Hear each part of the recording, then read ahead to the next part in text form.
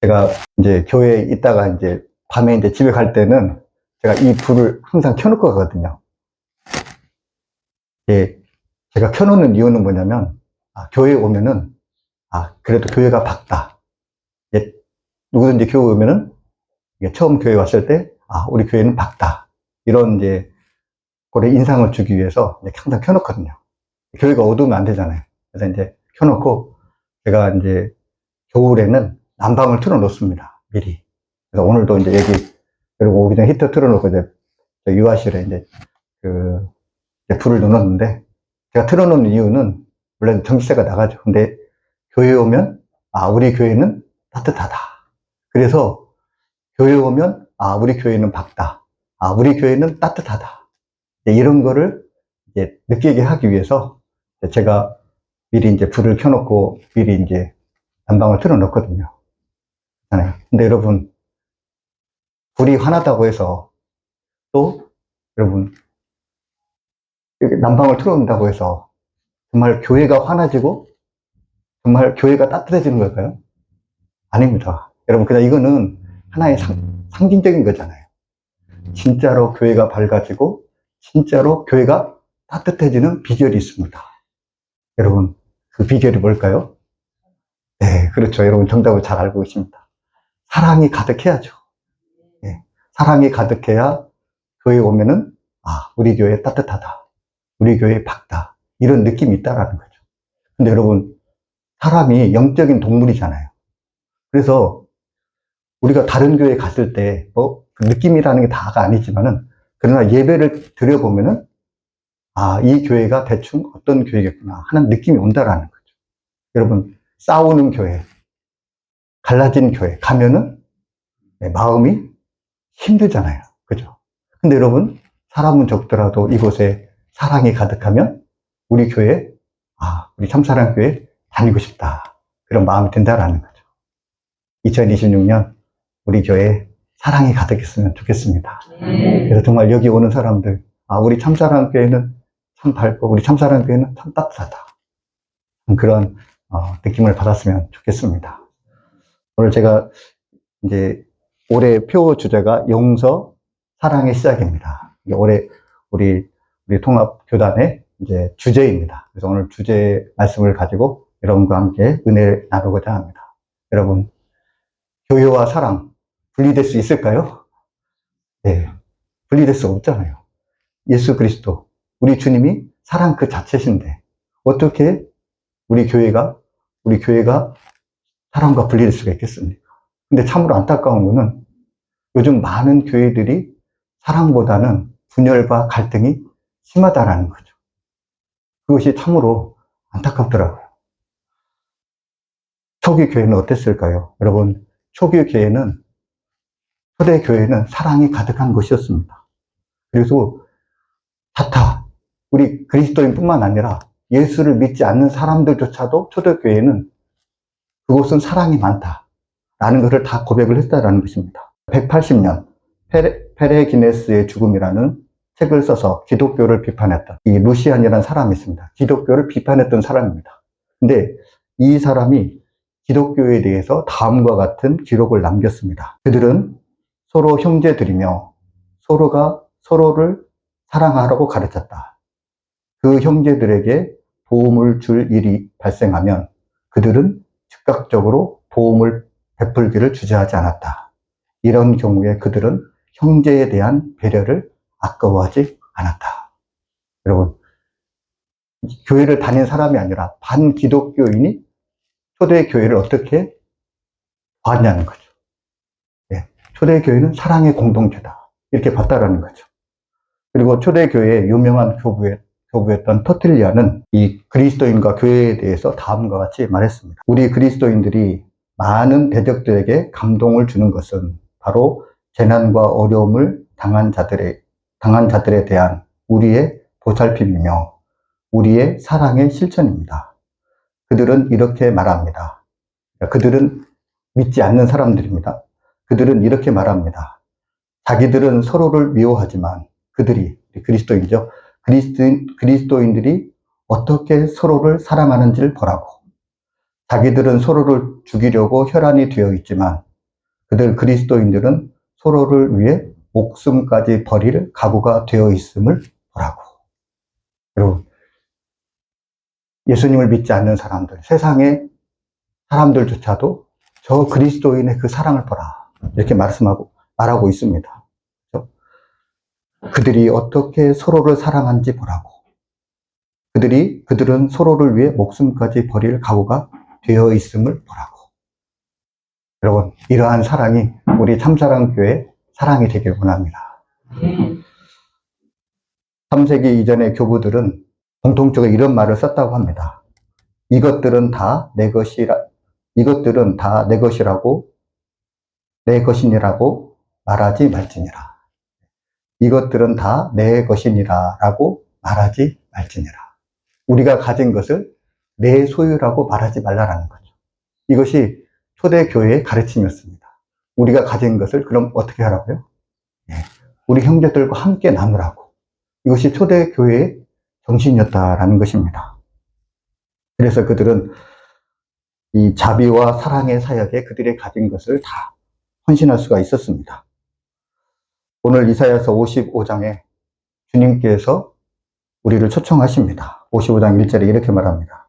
오라, 너희 목마른 자들아, 물로 나아오라. 돈 없는 자도 오라. 너희는 와서 사 먹되 돈 없이 값없이 와서 포도주와 젖을 사라. 말씀합니다. 지금 이 이사야서 55장은 지금 상황으로 그러면 시장 안에서 지금 이제 시장 아니라고 할 수가 있습니다. 시장에서 우리 주님께서 말씀하시는 거죠. 여러분 시장에 가보셨잖아요. 쭉 이제 그 상가가 있고 이제 사람들이 이제 정신없이 이제 장이라고 생각하면 되겠습니다. 이 장날 가면은 막 이게 장판이 벌어지잖아요. 근데 우리 주님께서 말씀하시는 거죠. 자, 여러분 돈 없는 사람 이리 오십시오. 자, 목마른 사람 여기 오십시오. 자, 이 물을 마시면 영원히 목마르지 않습니다. 여러분 공짜입니다. 여기 와서 물을 사시기 바랍니다. 이렇게 이제 주님께서 외치시는 거죠. 여러분, 영원히 목마르지 않는 물을 주님께서 주시겠다고 사람들에게 외치고 있습니다. 근데 여러분, 사람들의 반응이 어떨까요? 사람들의 반응이, 여러분, 돈 없이 영원히 목마르지 않는 물이 있다고 한다면 여러분 가서 사시겠습니까? 안 사시겠습니까? 네? 너무 쉬워서 답이 안 나오나요? 너무 대답할 가치가 없는 건가요? 그렇죠. 당연히 사야죠. 돈 없이. 그죠? 예, 영원히 목마르지 않는다는데. 여러분 매달 정수기값 내시잖아요. 그렇잖아요. 근데 여러분, 영원히 목마르지 않는 물을 준다고 해도 사람들의 반응이 썩, 좋지 않다라는 거죠. 왜 그렇습니까? 사람들은 자기가 가진, 그러니까 자기 것에 지금 관심이 팔려 있는 것입니다. 그리고 자기 것을 지금 살려고 주님께서 말씀하시는 그 소리를 지금 듣지 못하고 있는 것입니다. 사람들은 오직 자기의 관심, 그것에 관심을 쏠림으로 주님의 소리를 지금 초청의 목소리를 응하지 못하고 있습니다.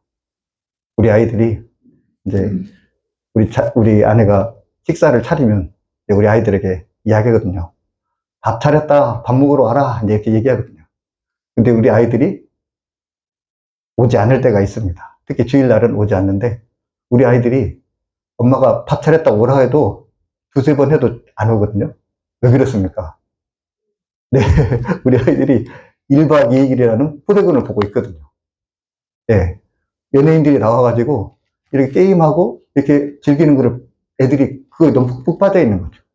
그래서 엄마가 밥 먹으러 해도 밥 먹으러 안 오는 거죠.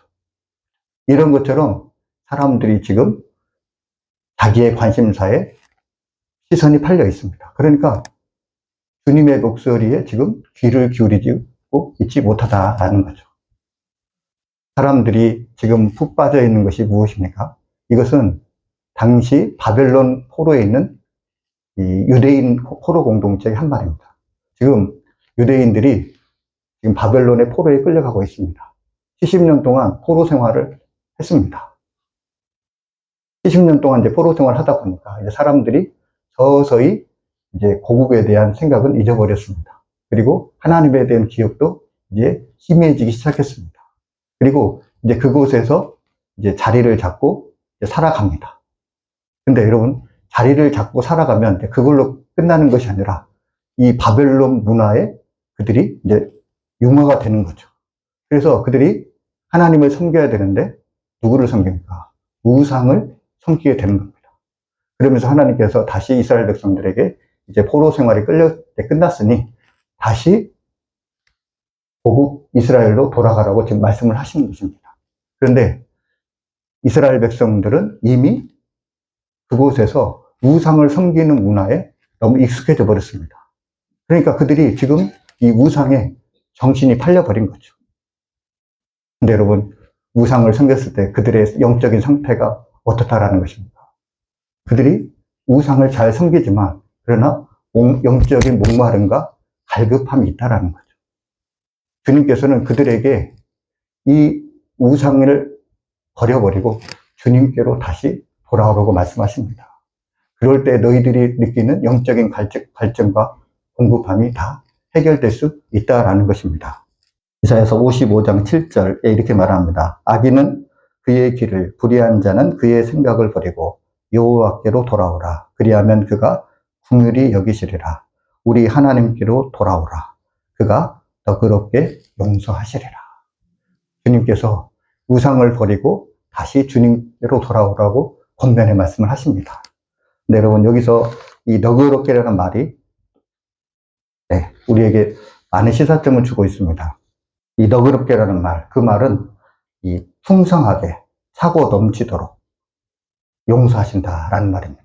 그러니까 주님께서 우상을 섬기는 그들을 어떻게 용서하시냐면 풍성하게 차고 넘치도록 용서하신다라는 것입니다. 그러니까 여러분, 마치 비유하자면 이렇습니다. 여름에 그 비가 안 와가지고, 여러분, 여름에 비가 안 온 논을 보셨죠? 이제 논이 쩍쩍 갈라지는 거잖아요. 근데 폭풍우가 내려가지고 그 쩍쩍 말라졌던 그 논에 이제 물이 채워지는 겁니다. 마치 이런 것처럼 이 너그럽게라는 것은 그렇다라는 거죠. 그들이 우상으로 말미암아 죄악 가운데 있지만 하나님께서는 그 가운데 폭포수처럼 그 은혜를 부어주시고 그들을 용서하시겠다라는 것입니다. 여러분, 하나님의 은혜는 이와 같다라는 거죠. 그러면서 그들이 하나님과의 관계가 회복되고 은혜 가운데 나오도록 주님께서 요청을 하고 있다라는 것입니다. 여러분, 우리가 하나님의 은혜를 느낄 수 있는 것은 그 출발점이 무엇입니까? 내가 죄인입니다 하는 것을 깨닫고, 그죠? 그 십자가의 은혜에 우리가 그 죄 용서의 그 은혜를 받았을 때 우리가 그 하나님의 사랑을, 그 하나님의 사랑을 느낄 수 있는 거잖아요. 근데 여러분, 참으로 안타까운 게 무엇인지 아십니까? 많은 성도들이 내가 죄인이라는 그 사실을 깨닫지 못한다라는 것입니다. 여러분, 어떻습니까? 여러분이 나와서 예배 때 참여 기도를 하지만 여러분, 정말 내가 죄인이라는 걸 깨닫고 있습니다. 저는 요즘 기도를 하는데, 주님, 제가 죄인이라는 사실을 깨닫게 해주십시오. 제가 이런 기도를 자주 합니다. 왜냐하면 우리가 죄인이라는 걸 깨닫고 그 주님의 그 용서의 사랑, 그 하나님 용서의 사랑에 앞에 섰을 때 우리가 그 용서의 사랑에 힘입어 다른 사람을 사랑할 수 있다는 것입니다. 여러분, 주님의 사랑은 십자가에 나타났습니다. 그래서 우리가 십자가의 그 용서와 사랑 가운데 나가야 되는 것입니다. 로마서 5장 8절 말씀에 우리가 아직 죄인 되었을 때에 그리스도께서 우리를 위하여 죽으심으로 하나님께서 우리에 대한 자기의 사랑을 확증하셨느니라. 여러분, 십자가의 사랑보다 더 큰 사랑이 어디 있습니까? 요한일서 4장 10절 말씀에 사랑은 여기 있으니 우리가 하나님을 사랑한 것이 아니라 하나님이 우리를 사랑하사 우리 죄를 속하기 위하여 화목제물로 그 아들을 보내셨습니다. 하고 있습니다. 여러분, 우리가 죄인임을 깨닫고 우리가 그 죄에서 돌이킬 때 우리가 하나님의 그 위대한 그 사랑을 우리가 알 수 있다는 것입니다. 요즘 우리 성도님들이 저한테 교회 건축에 대해서 이야기를 하시는 분들이 있어요. 목사님, 여기 좋은 땅이 있어요. 여기 좋은 건물이 있어요. 이렇게 이제 저한테 그냥 얘기하시는 거죠. 그러면은, 교회 지려면 돈이 많이 필요한데 이런 생각이 듭니다. 근데 여러분, 만약에 우리가 교회 건축을 해야 되니까 여러분에게 각각 우리 성도들 500만 원씩 헌금하십시오. 라고 이렇게 교회에서 여러분에게 광고를 한다고 한다면 여러분 마음이 어떨까요? 마음이 무겁겠죠. 그죠? 네. 근데 만약 여러분 은혜라는 건 이와 같다라는 거. 만약에 교회에서 여러분에게 1억 원씩 한 사람당 1억 원씩 다 여러분에게 나눠줍니다. 그러면서 광고를 하는 거죠. 자, 이제 교회 건축을 위해서 한 사람당 500만 원씩 헌금하시기 바랍니다. 만약에 이렇게 작정하신다고 한다면, 이렇게 광고를 한다고 한다면, 여러분 어떻겠습니까? 500만 원 헌금할 겁니까? 안 할 겁니까? 아니, 두말할 나이가 없죠. 1억 원을 받았는데, 500만 원 다 헌금하죠. 500만 원이 뭡니까? 1000만 원이고, 5천만 원이고, 1억 원도 하고, 어떤 분들은 더 못해서 2억 원도 할 사람도 있을 것 같습니다. 왜냐하면, 은혜라는 것이 마치 이와 같다라는 거죠. 하나님의 사랑을 우리가 예수 그리스도의 십자가를 통해서 우리가 충만하게 받으면, 우리가 받았음을 우리가 안다고 한다면, 우리가 기꺼이 우리가 사랑을 할 수 있다라는 것입니다. 이것이 은혜의 원리다라는 거죠. 여러분, 상대방을 사랑하는 거 쉽지 않습니다. 그죠? 그죠? 여러분, 세상에서는 상대방이 변해야 내가 사랑할 수 있다고 생각합니다. 세상의 사랑은 조건적인 사랑입니다. 근데 여러분, 우리 그리스도인의 사랑은 어떻습니까? 조건 사랑이 아닙니다. 무조건적인 사랑이죠. 왜 무조건적인 사랑입니까? 주님께서 우리를 무조건적으로 사랑해 주셨기 때문에 그 무조건적인 사랑을 받은 우리는 무조건적인 사랑을 해야 된다라는 거죠. 그리고 그 사랑을 받은 우리는 할 수 있다라는 것입니다.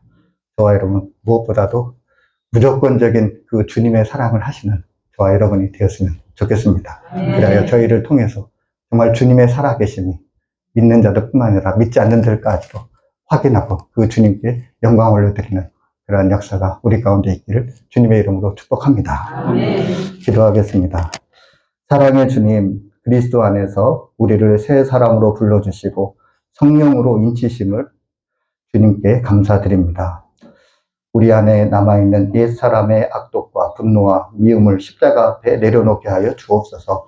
성령을 근심하게 하는 삶이 아니라 성령을 기쁘시게 하는 삶을 선택할 믿음과 용기를 허락하여 주옵소서.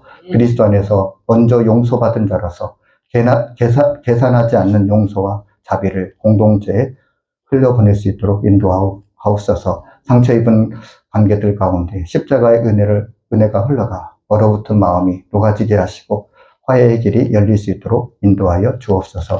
우리 교회가 미움이 아니라 사랑으로, 분열이 아니라 연합으로 세상을 섬기는 우리 참사랑 교회가 되게 하여 주옵소서. 이 모든 말씀 예수님의 이름으로 감사하며 기도하옵나이다. 아멘.